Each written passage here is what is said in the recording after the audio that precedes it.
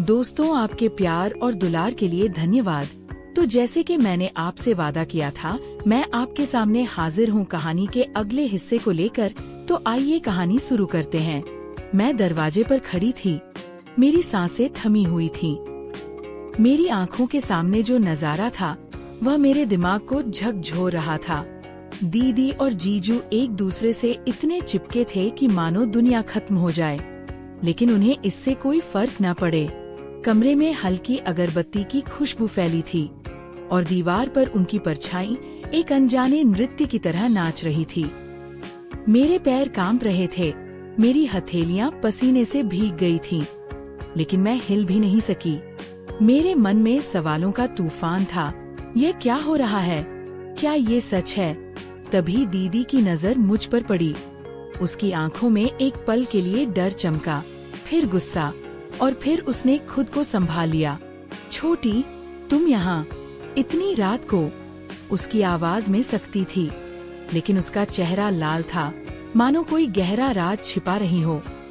मैंने घबराते हुए कहा, दीदी, मेरा चार्जर देने आई थी। मेरी आवाज कांप रही थी और मेरे हाथ में पकड़ा हुआ फोन नीचे गिरने को था। जीजू यानी विक्रम बिस्तर से उठे। उनकी शर्ट अधखुली थी, उनकी छाती पर पसीने की बूंदें चमक रही थी और उनकी आंखों में एक अजीब चमक थी।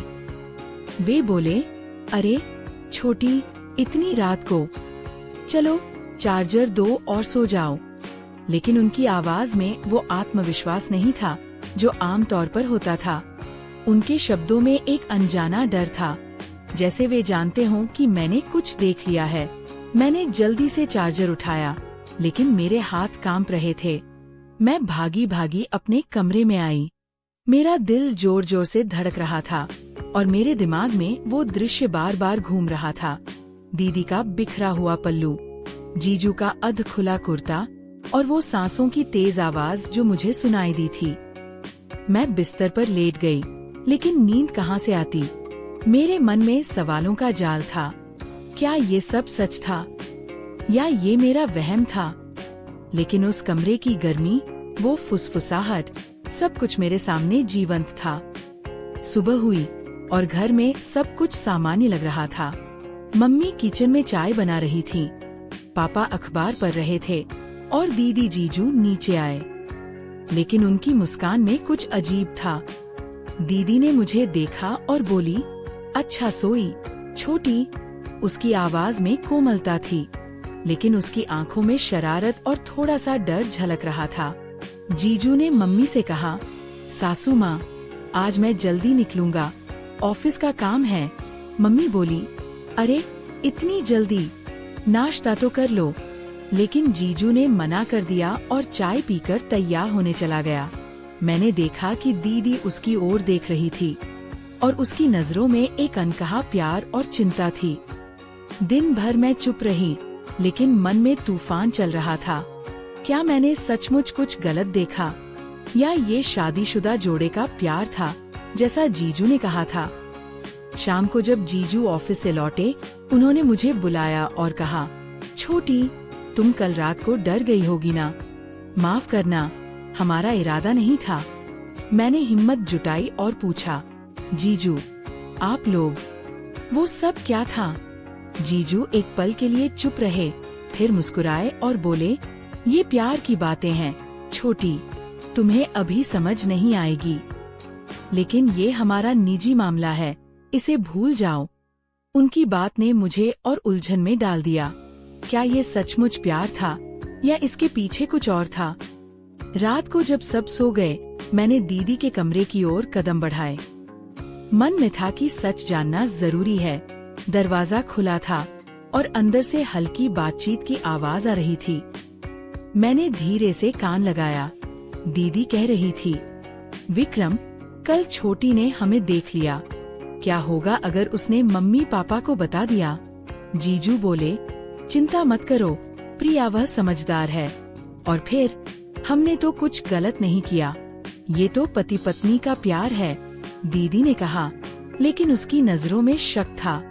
मुझे डर लग रहा है कि कहीं वो मम्मी को, उनकी बात अधूरी रह गई। लेकिन मेरे मन में शक और गहरा हो गया। क्या दीदी कुछ छिपा रही थी? मैं पीछे हट गई और अपने कमरे में लौट आई तो ये सच था, लेकिन फिर भी मेरे मन में सवाल था कि आखिर ऐसा क्यों। अगली सुबह मैंने दीदी से अकेले में बात करने का फैसला किया। किचन में जब मम्मी बाहर गईं, मैंने कहा, दीदी, कल रात मैंने जो देखा वो। इससे पहले कि मैं कुछ और कहती, दीदी ने मेरा हाथ पकड़ा और बोली, छोटी, तुम मेरी छोटी बहन हो। मैं तुमसे कुछ छिपाना नहीं चाहती, लेकिन ये बातें घर से बाहर नहीं निकलनी चाहिए। उसने मुझे एक कोने में ले जाकर सब कुछ बता दिया। दीदी ने बताया कि शादी के बाद से ही जीजू उससे बेइंतहा प्यार करते हैं, लेकिन उनकी नौकरी की वजह से वो अक्सर बाहर रहते हैं। दिवाली पर दीदी घर आई तो जीजू को उसकी याद इतनी सताने लगी कि वो उसे लेने आ गए, लेकिन रात का वो पल अनजाने में हुआ। दीदी ने कहा, हमारा इरादा नहीं था कि तुम हमें ऐसे देखो, लेकिन प्यार में ये सब होता है छोटी। कभी कभी भावनाएं काबू से बाहर हो जाती हैं। मैंने पूछा, दीदी, लेकिन इतनी जल्दी? शादी को तो बस 2 साल हुआ है। दीदी मुस्कुराई और बोली, प्यार की कोई समय सीमा नहीं होती छोटी, लेकिन कहानी यहीं खत्म नहीं होती। कुछ दिन बाद एक रात को फिर वही हुआ। मैं टीवी देख रही थी और अचानक बिजली चली गई। घर में अंधेरा छा गया। मैंने दीदी को आवाज दी, लेकिन कोई जवाब नहीं आया। दिल में डर था, लेकिन जिज्ञासा ने मुझे उनके कमरे की ओर धकेल दिया। जैसे ही मैं पास पहुंची, कमरे से हल्की हंसी और फुसफुसाहट की आवाज आई। मैंने धीरे से दरवाजा खोला और फिर वही नजारा। इस बार दीदी और जीजू एक दूसरे से लिपटे हुए थे और कमरे में अगरबत्ती की खुशबू के साथ एक मीठी सुगंध थी। मैंने जोर से खटखटाया।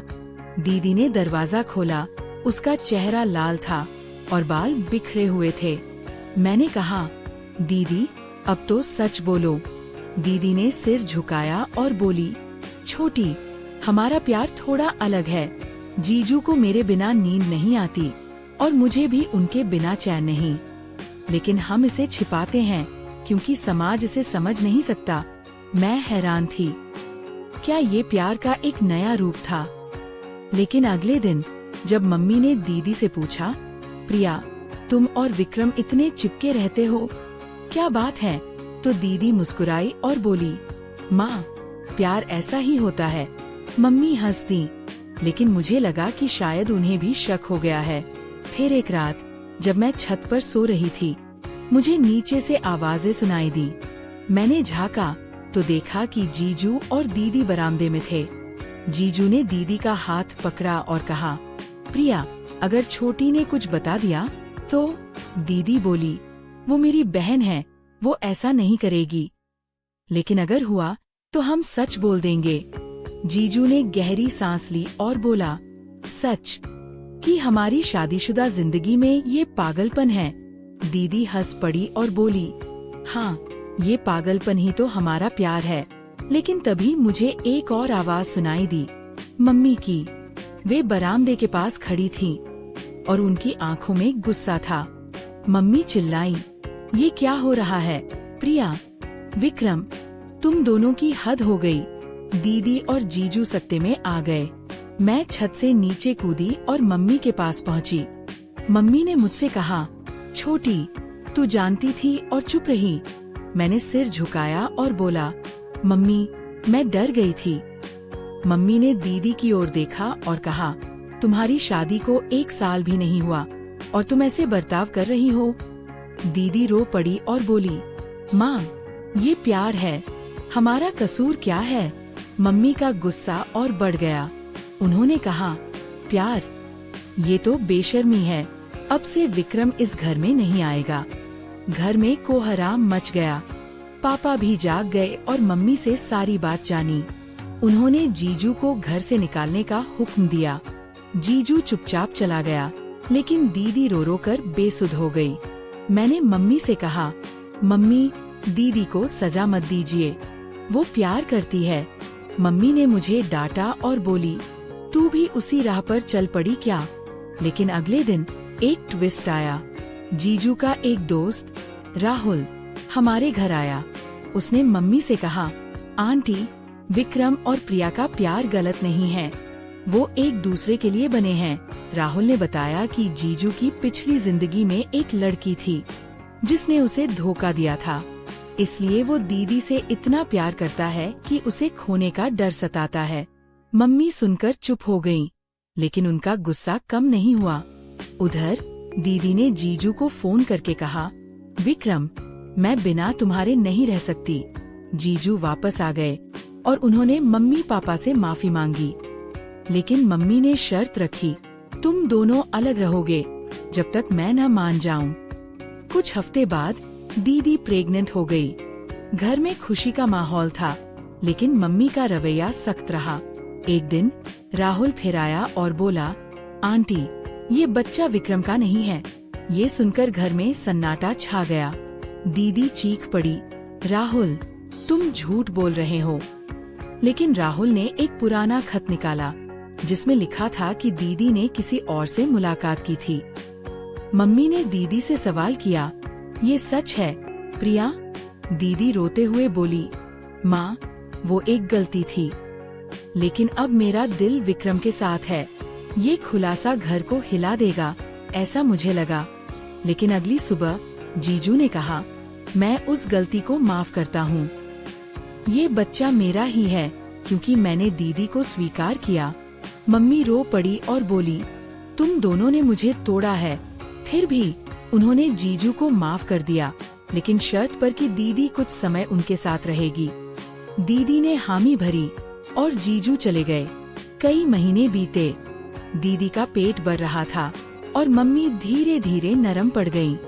एक रात जब मैं दीदी के साथ थी, उसने मुझे गले लगाया और कहा, छोटी, तुमने मेरा राज रखा, इसके लिए मैं हमेशा तुम्हारी कर्जदार रहूंगी। मैंने मुस्कुरा कर कहा, दीदी, प्यार जटिल है, लेकिन सच हमेशा जीतता है। फिर एक दिन बच्चे का जन्म हुआ, एक प्यारी सी बेटी।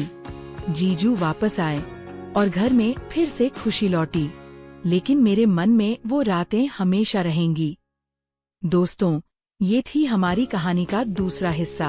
आपको कैसा लगा? कमेंट में बताएं।